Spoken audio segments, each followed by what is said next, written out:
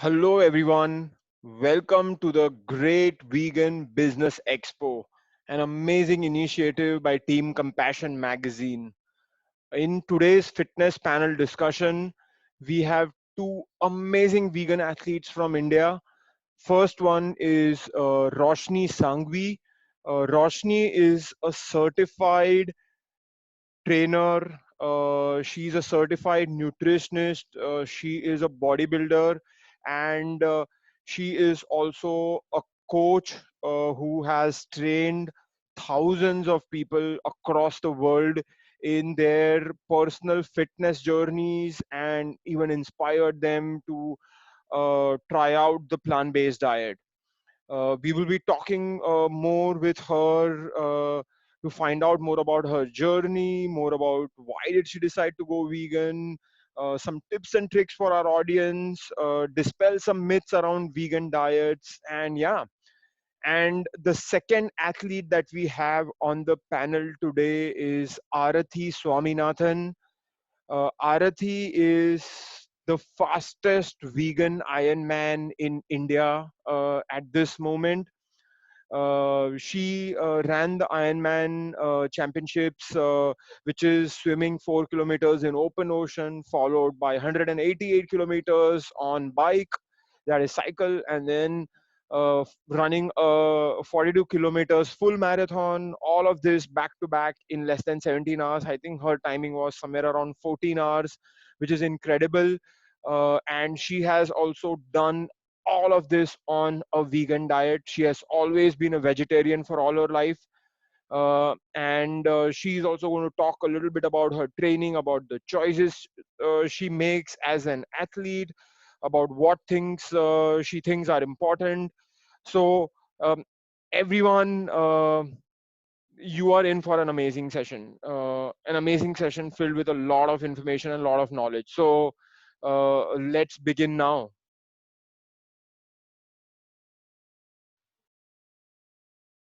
Okay. So we have with us Roshni Sangvi, who's a fitness trainer, who's a nutritionist, and who's also a vegan coach. And she has trained thousands of people, literally, and changed their lives. So we are going to discuss with Roshni more about her vegan journey, more about her background, more about nutrition, more about fitness. So Roshni, just to start with, can you tell all the viewers more about uh, how did you get into fitness, or what's your background like? How did you become a coach? What about your vegan journey? So if you can just like sort of tell us about that. Thank you, Kuntal. Thank you so much. Kuntal, you've been such an inspiration to me and to everyone who's on a plant-based journey, from India and across the globe. So thank you so much for having me over. Of course, so I wasn't born vegan. I wasn't raised vegan. I was raised a vegetarian, and I was studying in the US for quite some time, and I was doing my master's in clinical psychology. So not health, non-nutrition came to me, and it was a change in field because my dad fell really sick and I was called to India overnight, um, with a lot of resentment, as you know, and in my early 20s, a lot of anger that why can't parents take care of themselves, because it was like, yeah, you do all this, but now you just stop your studies, stop all that, and just come back and take care of the family.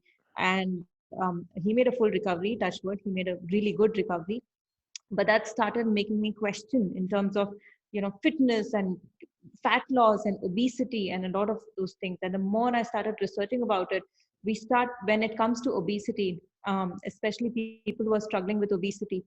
First thing that every doctor we went to, every nutritionist we went to said that it's about self discipline. You have to control what goes into your food, and you can't make these food choices, you have to make these food choices. But I was seeing him struggle. I was seeing him struggle with fat loss, and I was trying to understand it's not that he doesn't have self control. He Right. has better self control than all of us. Right. He's trying to make food choices, he's trying to make these healthy choices, but he's not able to do it. And it started making me question things which are going on. The more I started reading about it, I started understanding it's not to do with how many calories you're consuming. Right. Like if I'm eating more food than he's eating and he's two times my weight, why is it that I'm not gaining weight but he's gaining weight? That's not fair. Right. And it's not to do with how many calories you're consuming, it's to do with how your body is processing those calories. Your body can either store it as triglycerides or fat cells, or your Right. body can store it as glycogen. For some reason, his body is not storing it as glycogen; it's storing it as fat cells. So it Okay. really made me question, why is that happening to him? And started understanding metabolism and hormonal fluctuations. And you'll be surprised, Kuntal, people who struggle with obesity, when we talk about cravings, if you meet someone who's pregnant, will you ever point fingers at her and say that, no, you're fat, you can't eat that? You're No. not going to say that. Yeah. You're laughing at this. But when you meet a person who's obese, you're saying the same things to them. Right. And they have this, cravings are the same. Cravings is a Right. hormonal fluctuation in the body, which is making you make unhealthy food choices. Like example for you, Kuntal, if I keep like, a bag of French fries in front of you versus an apple, and when you're in your peak training phase, you're not going to force yourself to pick the apple over the French fries. Right. You will naturally gravitate towards this versus someone who's struggling with obesity. You give them two choices. Biologically, because of hormonal changes in their body, they're going to go towards the French fries, and started tackling obesity from that perspective. And being from a psychology background, it did help me understand it's not so much about your physical and how much you know you physically have self discipline and you physically are working hard. It's to do with, what are the hormonal changes in the body? Are you Right. able to, is your mind in your control? And if not, how do you change that? And then fat loss becomes easy. It's not that hard. But plant-based diet is the easiest because naturally your cravings are, you're getting enough micronutrients. Right. The moment you're not getting micronutrients, like people, example, I'm going to talk about multiple fat diets. The one most common in the market is a keto diet. Right. So someone who's following a keto diet, you're depriving yourself of certain micronutrients. You're not getting these micronutrients. Right. Vitamin C being the most common one. You're not getting vitamin C, or let's say magnesium. You're not getting magnesium. You're going to start craving magnesium. Where is magnesium? It's in chocolates, Right. and you'll start craving chocolates. Right. You'll self control. At some point you're going to eat a chocolate, Right. and then you check your weight, and then you blame yourself that I could not follow a diet. Right. And that brings in that guilt that I am not good enough, It's I like a am not vicious capable of. cycle almost. So bad, but it's not your fault. And I wish people understood it's not your fault. And plant-based diet is the easiest in terms of fat loss because you're naturally getting all this, your cravings are lesser. But So like that's how I started. you mentioned about like plant-based diet, but I remember in 2012 to prepare for my Everest expedition, I had joined a gym for the first time, Yeah, and I thought, hey, I should maybe engage a personal trainer. So I engaged a personal trainer, and the first 2 days things went okay. And from yeah, third day onwards, the personal trainer would every single day for the next 2 weeks told me, eat whey protein, eat eggs, ab- eat yeah, meat. And I'm like, yeah, I'm a vegan, I've been one for 10 years. Why are you like yeah. forcing me? And it got to a point where after 2 or 3 weeks I just left the gym. I never went back to the gym. It was such a bad experience for me. And look, I went and I climbed Everest not just once but twice, and I did it successfully on a plant-based diet. I never had problems building endurance or building muscle on this diet. But you are a, a fitness trainer, you are an athlete yourself, you have competed in bodybuilding competition, you have built that muscle. Yeah, You are a coach as well, having coached thousands of people, and I'm sure you are yeah, also getting these questions from your clients who have been in a similar situation as mine. So what's your take on plant-based diet and fitness, muscle building, endurance yeah, building, and can it be done? Like, I know it can be done, but you as yeah, someone who has studied the science, who has firsthand seen so many results, what's yeah. your take on this? So, I'm so sorry you had a negative experience with the gym. It's not that bad. And I see your posts currently and you're doing fabulous. In terms of your calisthenics and plyometrics, you're doing fabulous, really good. I'm so glad you found your path back. But you're absolutely right. It gets intimidating when someone is constantly drilling into you. You can't see results because you're not eating meat. Right. You can't see results because you're not taking a fat burner. You can't see results because that's not the case. Now, it's so sad that we have constantly drilled this into our heads so much, so much, so much that as a vegan nutritionist, today when I'm consulting clients and let's say, they're not vegan, vegans. Not my, like maybe 20% of my clients are vegans. 80% of them have never even heard the concept of veganism. They sign up with me and then we start exploring this. And I tell them don't have milk and don't have this. And within the first 2-3 weeks, it could happen. Sometimes someone falls sick. It could Right. happen. Does not happen to people, but like 1 in 10 people, you could get a viral fever. And the Right. first thought that comes to their head is because I stopped milk. दूध छोड़ दिया. And that, yeah, do chhod diya. And it's not logical because you can't, how will you argue with these people? They think, Right. नहीं लेकिन दादी बोलती है दूध पीना चाहिए, आप बोल रहे हो नहीं पीना चाहिए, आप गलत हो, दादी सही है. How will you argue? There's no logic, especially in India, because the concept is just so new that something goes wrong in the nutrition counseling sessions. Maybe they went out and they had a cheat. And especially when you try following a vegan diet and you go out and have a milk or meat heavy food, next day you're going to fall sick. But they won't relate that sick to being meat or dairy. They'll relate the sick to, no, I'm becoming weak because you're telling me not to eat milk.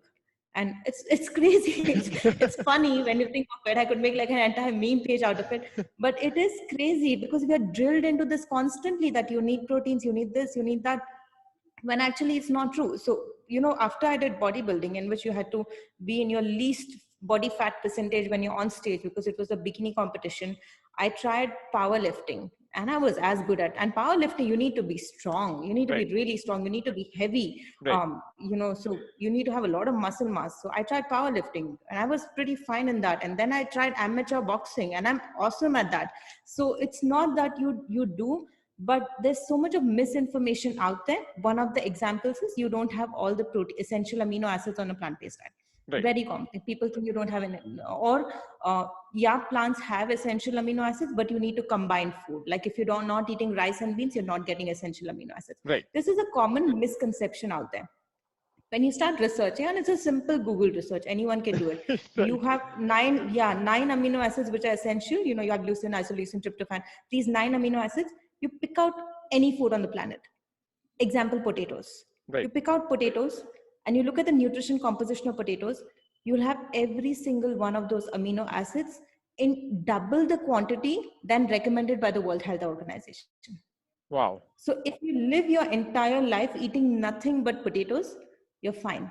You don't need any supplements. You don't need any vitamins. You don't need any nutrients. You're getting everything from that one single food. So how can you have this protein deficiency or like not getting enough essential amino acids?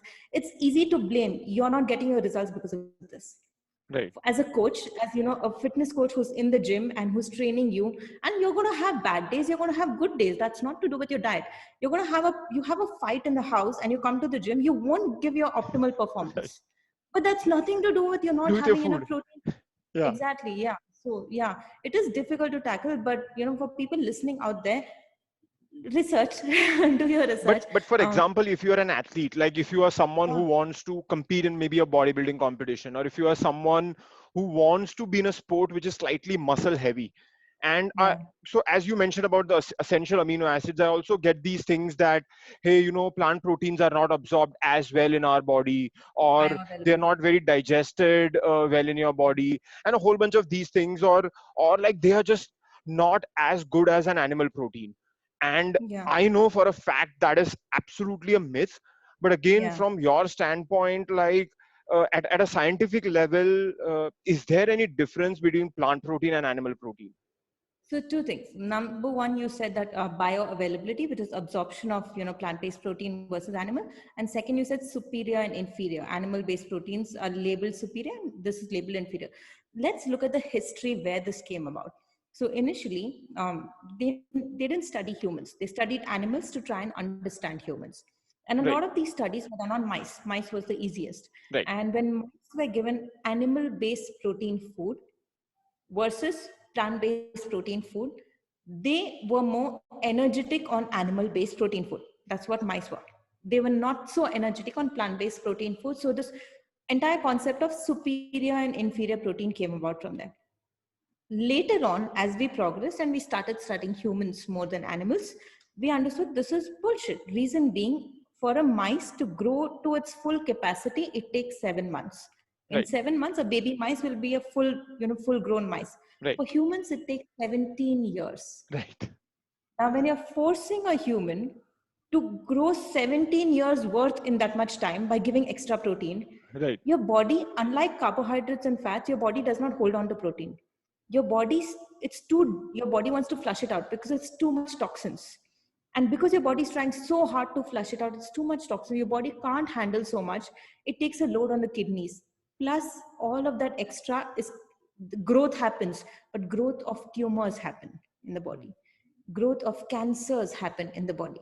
You're not building, no matter how much protein you give a baby, it's not going to grow to its full size in one day. Right. It won't. Right. It Absolutely. can't. But you force it so much, it's going to grow tumors and cancerous cells. So what can be done on mice cannot be replicated on humans. That is one. Number Right. second, you talk about bioavailability. Being animal protein is absorbed much better than plant-based protein. There was this Professor Christopher Gardner. I had an opportunity to attend one of his sessions, and this was way back in 2016, where he was also talking about the similar concept of amino acids and bioavailability and all of that. And turns out that animal-based protein, which he was talking about, there's so much research he's done on this. Animal-based protein, when consumed in excess, is so acidic, and what we initially thought leads to bone loss, that doesn't happen. It doesn't lead to bone loss, but it leads to muscle degeneration because your muscles are breaking down, trying to alkalize your stomach environment because of so much of acids you've taken in. Okay. So on the contrary, and there's a lot of research on this. Anyone wants any information, get in touch with me. I'm more than happy to share it. On the contrary, animal-based protein leads to muscular loss or muscle loss. Wow. Plant-based protein, on the other hand, yeah, it's surprising. Plant-based protein, on the other hand, helps in restoring or building more muscle mass. That's why athletes, why do you think, Williams sisters or like so many top athletes of the world, during their last phase of the competition, even if they're not vegan or plant-based, during Right. their last phase of the competition, they try to go on a plant-based diet. And the reason being, it's the best in terms of restoring your muscle mass, in terms of recovery, in terms of being anti-inflammatory, antioxidant, in terms of helping you get back to the field stronger so you can train for longer hours. You can't do that on an animal-based protein diet. You can't. No, have you ever heard like a top athlete in the competition phase saying, I'm on a heavy meat diet?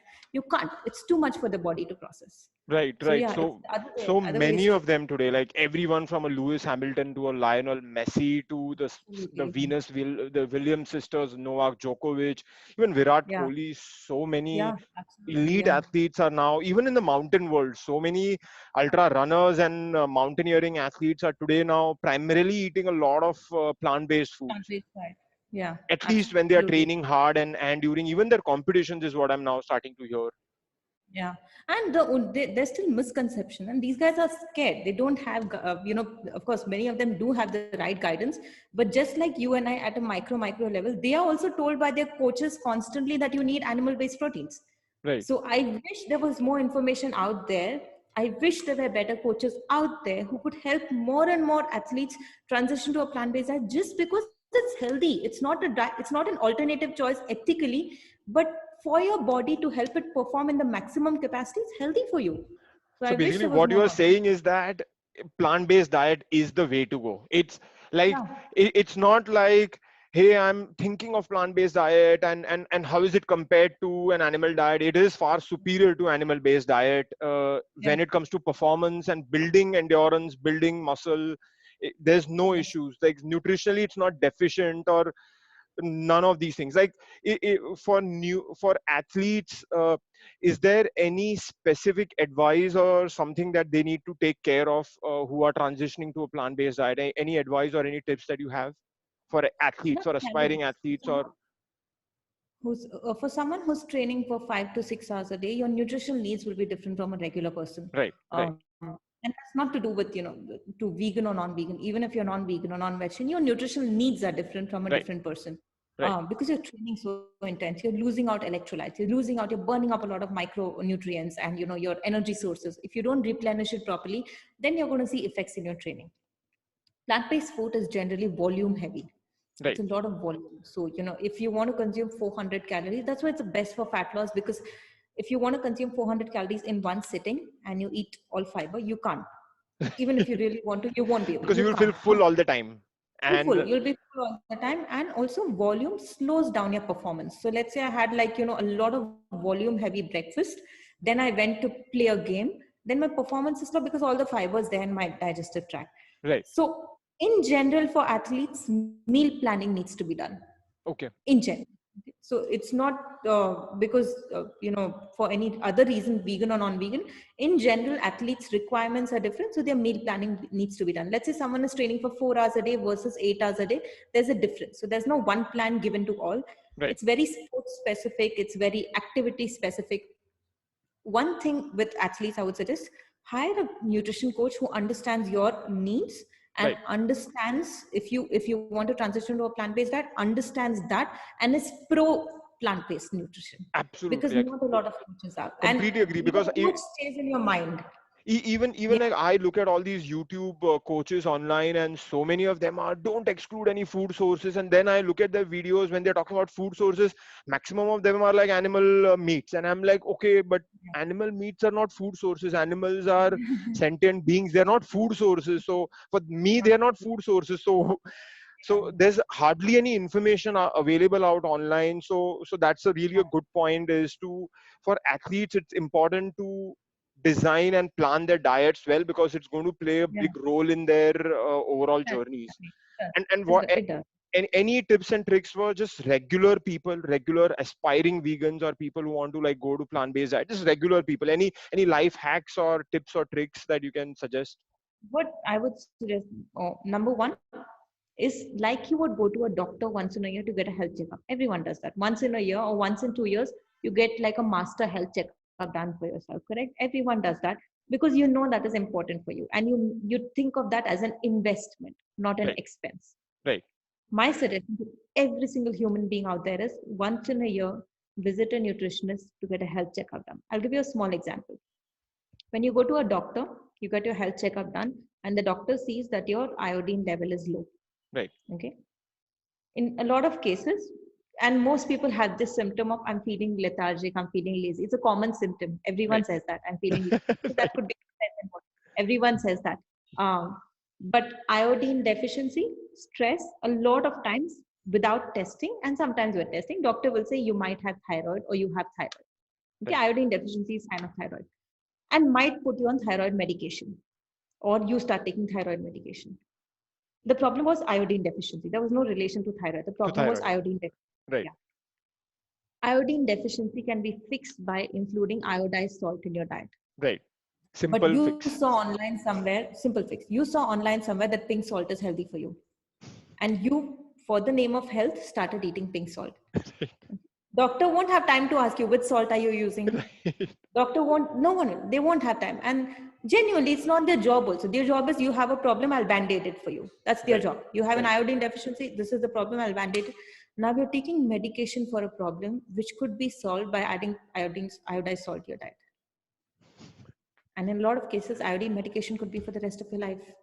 Wow. Yeah, same thing with iron. Like when you have an iron deficiency, iron can be added through food sources. Yes. Iron, it's common, it's not difficult. Vegan, non-vegan, anything, by fixing your food a little bit, you get iron in your diet. Right. Doctor sees an iron deficiency.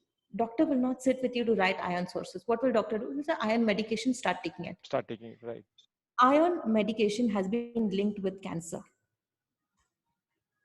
You don't think about this. Right. Or even the doctor will say, take it for the next 1 month. After that, get your checkup done. Most people don't get their checkup done. They continue the same thing for years together. And few years later, you have cancer and you're asking yourself, but I don't smoke, I Right. don't drink, I don't I'm think. Right. eating healthy. Right. You're not thinking that, there are certain, and these things could be solved by sitting with a nutritionist Hmm. who's going to listen. They get paid to listen to you. No, doctors give you that 5 minutes of the day. They're getting paid to understand your daily routine. And instead of making something you saw online, you're trying to make a healthy choice. That's why I get really frustrated with people who message on Instagram DMs. Can you quickly tell me if rice is good for diabetes? Right. I can't tell you quickly. Right. I can't. It's a 10-page explanation. And then after 10 pages also, I'll tell you that you cannot add rice to your diet. Depends on the rest of your diet. So you Right. can't quickly. That's why every human being in general, please, once in a year, just once in a year, visit a nutritionist or a dietitian, sit with them, get a detailed chart for yourself. At that point, your requirements will be different. As you grow older, your requirements keep changing. Changing. That's why once in a year. Just make sure that you're getting everything. Just make sure that you're insuring yourself for future. So that's my suggestion to like all the people. Super, super. So it's Don't become your basically own nutrition. investment in your health is the Yeah, best life insurance that you can buy, more than the one that absolutely. money can buy. Yes, yes, So yeah, just yeah. just just one That's last natural message thing. for the viewers, like in terms of plant-based diet and fitness and nutrition, just like one message from your side. When it comes to plant-based nutrition, most people are always under the conception that a plant-based diet is devoid of nutrients. You're not getting nutrients, and what supplements should I take, and what, if anything, a plant-based diet is the one which has maximum amount of nutrients, because animals don't make their own calcium. Animals don't make omega. Animals depend on plants for it.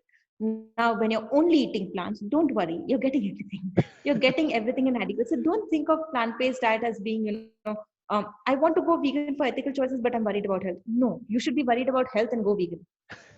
That should be because you're worried about your health, and you're getting all these micronutrients only from plants. There's no other place to get it. We don't eat rocks, and animals don't make their nutrients. So the Right, only way for you to get everything and in enough quantity, there's not too much, there's not too less, right. is a plant-based diet. So that should be your priority in terms of switching to a vegan diet for your own health, because it's good for you. Superb. So, for everyone, as Roshni just mentioned, plant-based diet is the way to go. You'll get all your macronutrients, you'll get all your micronutrients. You don't have to worry about your nutrition. And if anyone has any questions, reach out to Roshni. Uh, she's active on Instagram, she's active on Facebook. She has a very exhaustive website where you can go check out all her consultation plans and all her programs. And she's one of the top coaches in India, so she should be more than happy to help you on your vegan journey, or on your health journey, on your fat loss journey, on your muscle building journey. uh, Thank you so much, Roshni, for sharing a lot of scientific details and helping clarify so many misconceptions. Thank you, Kuntal. Thank you so much for having me. Thank you so much. Yeah. Hello, everyone. So I have with me today Arathi Swaminathan. She is an Ironman athlete, and she has done it as a vegan. And currently, she is, I think, correct me if I'm wrong, but she is currently the fastest vegan Ironman in India. Uh, Man or woman, we don't want to get into that. But she's the fastest Ironman athlete in India. That's how I personally think that sports doesn't care whether you are a male or a female. What it cares about is that you train hard, you have the right nutrition, and you show up. That's what it really matters at the end of the day. So she's the fastest vegan Ironman athlete of India, and I have her today. And I want to discuss. I'm going to discuss with her more about her fitness journey, her vegan journey, her triathlete journey. So Arathi, let's start with. How did you get into fitness? I mean, can you like, were you really like into athletics as a kid, or when did this whole thing start for you? Thanks for the nice introduction. Yeah, it's always proud to pat yourself and say you're a vegan and do such endurance sport, especially coming from India. It's been a great honor and privilege. Thanks for that. And talking about my fitness journey, as a kid, I've always been into sports. I've been a sprinter all my life, from I think when I was 6, 7 years old to till my undergraduate. I was more into running. So it was part. I would say it was like in the family. My dad was a sprinter. My brother got in, and then obviously you kind of get the gene in, and yeah, I was into sports as well. I'm a middle distance runner. I would say so 400, 800 was my specialty, with long jump and javelin as my field sport. And I've won a lot of laurels, in the sense I've got silver and bronze medal at the state meet and things like that. So sports is something that has always been in me. And I mean, I've been a vegetarian all my life, so it's never stopped me from trying something new, hard. And I think at a young age, those were the barriers, because I have my competitors who were like eating non-veg. And there's a saying in, I mean, people call in down south, they are like tair sadam, which is basically curd rice. So that's how I've been called all my life, saying that you're a curd rice and you can't do anything. but then I've always proven them wrong, and been one of the fastest athlete in my school and college days. So I think those gone are those days, and it's nice to see how the sport fraternity is growing from then to now. Then in between, kind of, when you have some passion, but my passion was to represent India in the Olympics, but unfortunately for a lot of reasons, finance and things like that, so I had to put that in the back burner, and I had to stay focused on career and building a stable life and things like that. So I kind of took a break for about 10 years and set focus on my career front.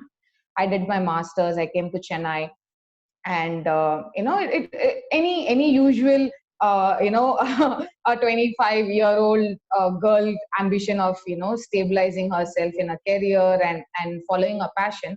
So that's exactly what I did. Till my age of 30, I was focusing very much into career and wanted to set small goals for myself and reach certain heights that nobody has reached in my industry. I come from a very disorganized sector, which is the fashion industry. I mean, it might look very fancy from outside, but people from inside truly understand the challenges. So it's difficult for somebody to grow, up the ladder very soon. But then that was my goal. That was my key passion. I'm always a person who's very driven by passion. If I put my head into something, then I don't say no. I don't take no for an answer till I reach my goal. And I think that comes again from the fitness side of me, and from the discipline of being into sports and things like that. So yeah. Awesome, awesome. So one thing that I can definitely take out from your story is that anyone can, I mean, especially one has to work hard. Of course, I'm not taking that away. You worked really hard, but people can get into fitness, people can get into sports while without eating meat. So even you did it as a vegetarian, you proved everyone wrong as a vegetarian, but then you took it to the next level and you turned a vegan. So can you tell us, why did you decide to go vegan? Like, what was that turning point? Um, uh, I mean, it's a very emotional moment for me when you ask this question, because to be very honest, I didn't know much about veganism, in my late 20s and early 30s. But I was striving to do something in the sports line, and I kind of felt triathlon is a one of it's considered as world's toughest one-day race, because you just don't do one sport, you kind of do three sports into it, and you have a cutoff and you have a terrain, and there are so many things involved in it. So I kind of took that as a challenge initially, and I was introduced to a good friend, or rather a common friend of ours, Anuvidya, and she was a triathlete by then. So we have spoken a lot about the sport and her journey of being a vegan and her ambition of, you know, uh, climbing the Mount Everest as a vegan, and doing an Ironman as a vegan. So we have had a lot of conversation on the vegan front, but I've not really understood the whole thing, because somewhere down the line I wasn't convinced in a lot of ways. So we started off, because obviously when I come from a sports background, and when I come up, when I come with a vegetarian background, I know it's possible. But you always have certain flavors and taste, and you always feel that, do I have alternatives, and are you ready to take the chance? So I was in that stage, and she was the one who actually kind of educated me about the whole thing. She shared a lot of documentary videos about what's happening in the whole industry. And that's when it kind of everything came into perspective. And I started taking baby steps. So we kind of started, I stopped taking milk to see whether my body is adapting, because I was already training for a race. We were already training together for a half Ironman distance. So we didn't want to change something very drastically. Honestly, I couldn't do something that she did, from being a pure non-vegetarian to turn to be Right. a vegan in a overnight. I don't know if I would have ever had the guts to do that, but then she definitely held my hand and she said, "Okay, let's take one step at a time." And it was a conscious effort. because I strongly believe that everybody needs to voice out, and especially for them, for the voiceless. I felt, yes, I'm always very close to animals. I'm always with animals. You can see me with a lot of friends, pets, or in the streets. So I kind of started getting the connect, and I wanted a certain purpose in life, and that's how it all started. And I completely turned vegan. um, I hope I don't break down as I say this. On the day I lost Anu, Wow. so I mean we lost her, to the fire, and it's a very emotional thing for me. But yeah, that's the day I said, openly to her parents and her sister, and to everyone, that in her memory, I'll turn vegan, and I will fulfill her dream of being the first vegan Ironman from India. So that was definitely my motivation and the reason why I got into veganism. So after that, I've had a lot of questions, because after Anu, I didn't have a point of contact. I didn't know whom to ask. Am I doing the right thing? Am I eating it right? And that's when I was introduced to a lot of Anu's friend through Anu's mom and Anu's sister, and I started interacting with them, because it was absolutely new. When you come from a sports fraternity, you obviously need to make sure your proteins are right, your carbs are loaded, you have proper recovery, and when, especially when you're doing a sport like an Ironman, where you swim for 4 kilometers and you bike 180K, and then run a full marathon, which Marathon. is a 42.2 kilometers. So it's not something, it's easy. It's definitely challenging mentally and physically, more than anything else. To sustain that kind of a distance and that kind of an effort is all I had in mind. And a lot of Anu's friend kind of came forward, and they said, okay, listen, we understand you're having challenges, let's help you out, figure out what needs to be done.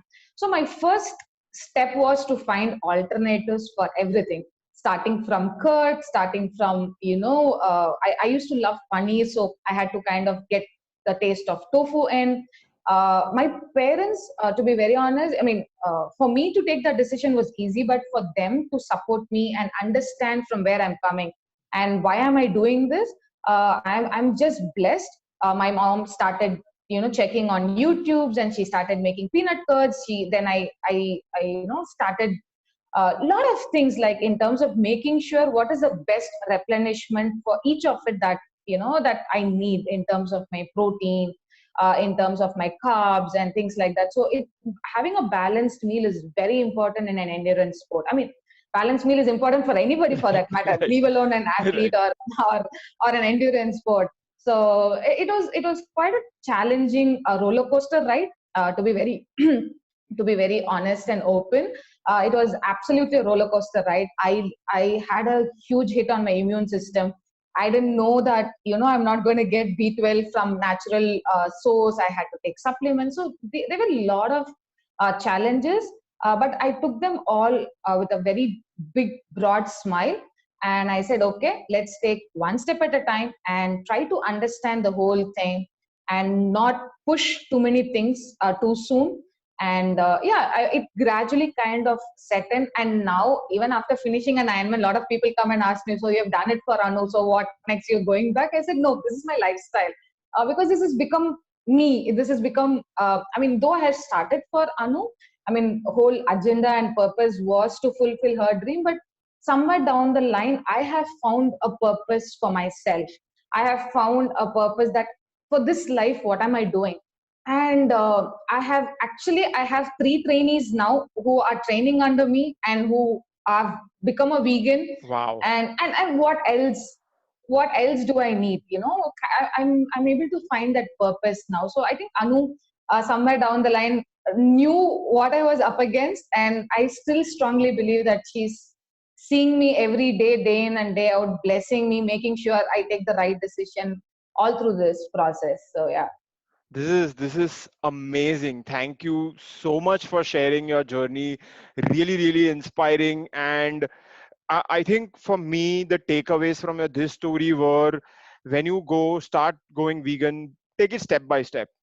Find your support system, find Yeah. those friends, find that family members, uh, find alternatives to your foods that you have really enjoyed when you were a non-vegan or a vegetarian, because that really helps staying on track.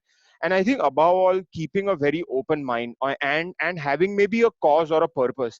Like for someone it could be animals, for someone it could be like you got inspired by Anu, for someone it could be the planet, for someone it could be their own health. I think having that purpose always helps one stay committed to the whole journey. Uh, so moving on to my next question, I was wondering. So you went vegan, you found all these alternatives. Uh, Now I know that Ironman is super challenging. You mentioned what an Ironman is, but I'll tell everyone, the audience, what an Ironman is. You start off by swimming 4 kilometers in an open ocean.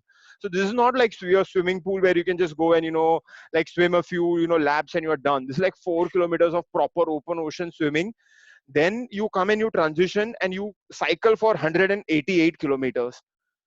Then you finish that and you transition again and you actually run 42.1 kilometers, which is a full marathon. Heck, I have never run more than 21 kilometers in my life.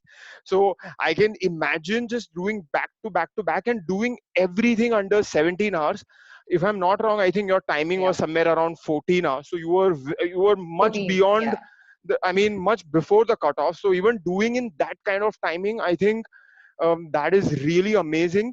So my question to you is, did you uh, I know that there were challenges around finding alternatives, but once you found the alternatives, once you found your balanced meal, did you ever feel that vegan diet in any way hampered your journey, or was it nutritionally deficient or any of those things, or were you able to build your performance on a vegan diet?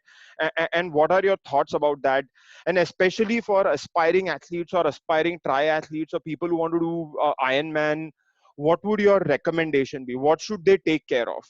First, what your take is, and then what your suggestions and advice would be. Uh, See, as I said, I definitely had a lot of hurdles initial stages of becoming a vegan, but later on, I generally do a lot of research and study on a lot of things, and in triathlon, nutrition becomes your fourth discipline. So it kind of breaks the race, or it kind of helps you perform at your peak on a race day. So nutrition is something that as an endurance sports athlete and as a triathlete, it's very, very important, and it needs to be planned very scientifically and very systematically, because there's a constant depletion of calories during the race, and you have to constantly keep refilling whatever you're depleting during the course of 17 hours. So it needs to go through a lot of planning. So that's exactly what I had in my mind. And to to kind of tell you in terms of my performances, I have seen, or rather, my coach has always told me this: my performance before and after becoming a vegan, I would say it's gone miles and bounces of improvement in my performances. In terms of, if I have to say, in terms of my timing, my aerobic pace used to be 7, but after getting into a vegan and having a good quality of sleep and muscle recovery, it kind of jumped up within 6 months of spam. It kind of jumped up to a 640, 645. And now if you look at it, my aerobic pace is around 620. Yes, there are a lot of other factors also to be considered, but the key three things that I personally felt that I had an improvement is, yes, overall my performances has taken leaps and bounds in terms of timing, in terms of performances. Yes, it's gone. My speed is much faster. My muscle quality, especially, I should really bring that point up, because you need to maintain a certain weight, because you need to be aerodynamic when you're in your cycle and when you're cutting against wind, crosswind, headwind, tailwind. So it's very important to stay aerodynamic, and your body plays a very important role. Even an excess fat or a muscle here and there, uh, people might think, are you so finicky about those milliseconds? But in a race like spending 17 hours out there, yes, it definitely matters. And my quality of the muscle is is something that has improved dramatically from where it was to where it is now.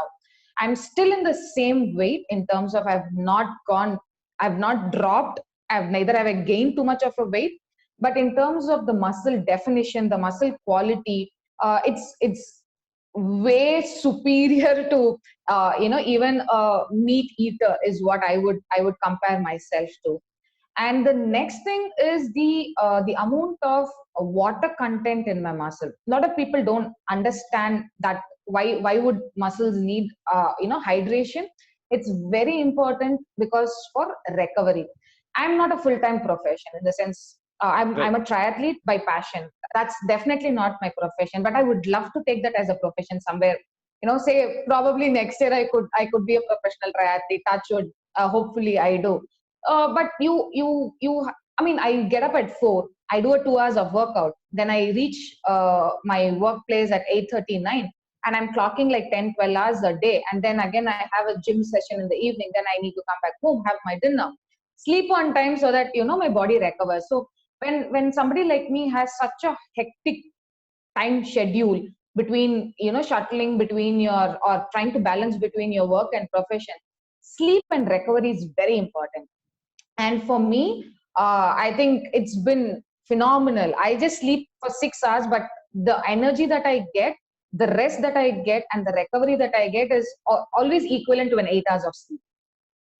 So I think these are my observations in terms of pre and post becoming a vegan, and it has only been improving. I've never seen anywhere that the graph is kind of dipped.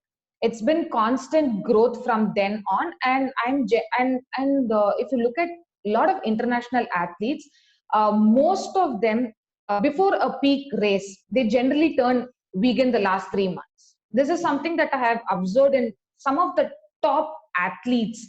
I can name a lot of them, and they are all ranked 1 to 10, and they generally go vegan because you kind of take away all your toxins in your body because you don't take anything junk, and everything is so natural and pure.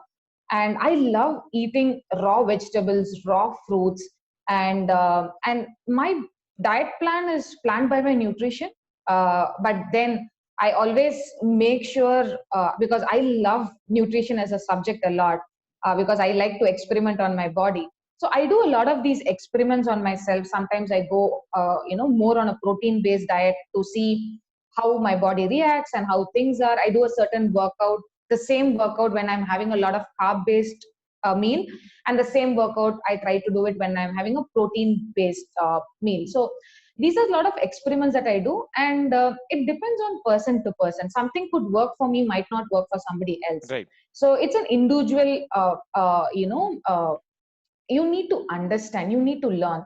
The first and foremost thing that I learned after becoming a vegan is to read labels. I've never done reading a label in any of the food items that I buy. I've never read, I've never bothered what goes in. All I see is whether do I have a red or a brown logo or a green logo. If it is green, I'm like, okay, it's vegetarian, and I just go ahead.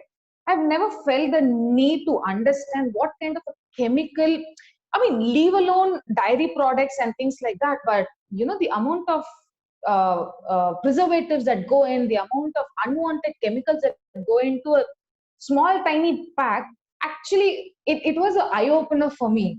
And I've kind of stopped buying a lot of things, just because I read it and I figure, okay, this is getting into my body, so how is it going to come out? My next question is that, okay, so when you start asking these questions, that's when you realize how much of a junk that you're throwing into yourself. And you just keep complaining that you've got this, you've got that, but then the fundamental is that you have not taken care of your body. It's also like a mission. It's like, this is Right. something I keep telling a lot of my trainees. Your body is a mission. You go put speed petrol, then automatically it'll perform in that. You go put some normal petrol, it's going to work. You're not going to get that mileage. So it totally depends on what kind of a food and what quality of food that you take, more than anything else. With the adulteration that we have these days, it's always good to get into organic food. And I also strongly believe in regional food. There are a lot Right. of food that are regional based. Like there are a lot of fruits, vegetables that are only grown in South India. There are a lot of things that only grows in North India. And those are important because your body has, as a child, I'm sure you didn't have had kiwi when I was a kid. Definitely I've never had a chance of tasting kiwi those days. So this is something that's common now. But then I'd like to stick on to amlas and things like that, which is a staple food that I've always had all my life, like a jamu. So what has happened is my knowledge about all these fruits and vegetables, and there are a lot of vegetables that I have said I don't like it, but which has high rich content in zinc. And I've never figured out, okay, zinc is just, some, why would I need zinc? But now when I put myself in the shoes of a coach, and when I'm teaching people and when I'm asking them to eat right food, is when I realize how important zinc is as well. Where a lot of people don't actually think a lot about small micronutrients, and which is very important. So these are some of my learnings, and in terms of my performances, it's gone leaps and bounces, and I'm extremely happy about it. And I know I have a long way to go. Definitely I'm targeting to do much faster and much better timing in a shorter distance races and in a long distance races. And somewhere, hopefully in the next couple of years, I'm also looking at doing an Ultraman, which is 3 times, 4 times the distance that I need to cover. So I have big ambition, but I think I can proudly say that I'm a vegan, and I'm able to, kind of spread awareness to people. It's not for anything else, but to have a healthy lifestyle. And it's possible without eating meat, as simple as that. You don't have to kill something to kind of satisfy your taste bud, and you have so many alternatives to that these days. And the amount of exposure we have as the technology keeps growing, the import export being expanded, so there is definitely a lot of scope, and people should definitely consider and look at more in terms of what they eat, more than anything else. I think the minute people start getting conscious about what is going into the body, I think that's where it all starts. Start. Now my parents have started reading the labels, and I mean, they've still not become a vegan, but they understand the value of it. So if they buy something, they immediately say, okay, does it have anything that Aarti cannot eat? So that's a change. Right. So hopefully someday they also understand and feel comfortable and move into a vegan diet. But 80% of the food that we have at home is already vegan. Just that mom loves her ghee sometimes, and dad likes to have his butter sometimes. So otherwise 80-90% of our day-to-day meal is generally vegan, because either I cook or mom cooks. So obviously it lands up being a vegan dish most of the time. But yes, she still needs her morning cup of the authentic Brahmin families, filter coffee and things Right. like that. But she's still not got her head around having the same with an almond milk or a, oat milk and things like that. I mean, she comes from a very conservative, upbringing. So I think everything takes a step. She's come a long way, to be very honest. She's come a really long way. And yeah, all I'm saying, to the younger generation and people who are aspiring to be athletes and want to do triathlon, it can be in any format. It can be a shorter distance, it can be a middle distance, or a longer distance, or any kind of an endurance sport. I think this eating non-veg and getting your proteins only through non-veg, the whey proteins and things like that, I think that's all bizarre. I am an example, and there are so many million more athletes who are examples and standing strong, who have been vegan for a really long time than me. So I look up to a lot of these athletes. I read a lot of inspiring stories from these people, and there are a lot of hacks. Actually, there are a lot of hacks that you can do. Just that you need a little more commitment in terms of preparing certain things. I mean, if you're not a vegan, you just take something out of the fridge and you have it and things like that. Wherein there's a little more of discipline that is needed. And when you're getting into a sport, and when you're getting especially into an endurance kind of a sport, I think the discipline kind of comes in. So handling your nutrition, which is the key thing that's going to drive you to reach whatever your goal is. If you're not going to take care of that, I think fundamentally something is wrong with you. So I strongly believe in that. You need to. I mean, there's no hard or fast rule saying that you need to be a non-vegetarian to achieve. I think I've proven it wrong to a lot of people who said, no, this is not possible. You're making a big blunder. You're taking an emotional decision. Not from my family and friends. I mean, of course, they definitely come from a concerning side of them. I appreciate the concern they have, but it was a great learning experience, and I'm glad now more people are approaching me, asking me, okay, how did you do it? And so, is it possible? And I'm actually proud coach now. I have 3 vegan athletes under me, and they're doing really well. Hopefully, someday, I would probably come out and do a podcast with them very soon. So it's been a great learning experience. So I said, keep it simple. Eat. I mean, as Indians, most of our meal is vegan, just that we don't know, to be very honest. So all it needs, it's a little bit of thought process. Just try to understand what goes into preparing a certain meal. It could be just making a dosa to making a full size biryani. So it needs is a little bit of a detailing into what goes in. End of the day, it goes into your stomach, and that's what is going to help you out perform. So I think these are some of the takes that I would like to give it to the younger generation or people who are aspiring to get into sport and get into veganism. So uh, trust me, you will have a phenomenal journey, and I think you will have more of a injury-free, consistent growth, and it is only going to be a sustainability in that sport. So if you want all these three, I think as any athlete, they would definitely want to have an injury-free race and an Absolutely. injury-free training, and continuous performance growth and sustainability. So I think if you're looking at these three in any sport, I think hands down you should become a vegan. Yay.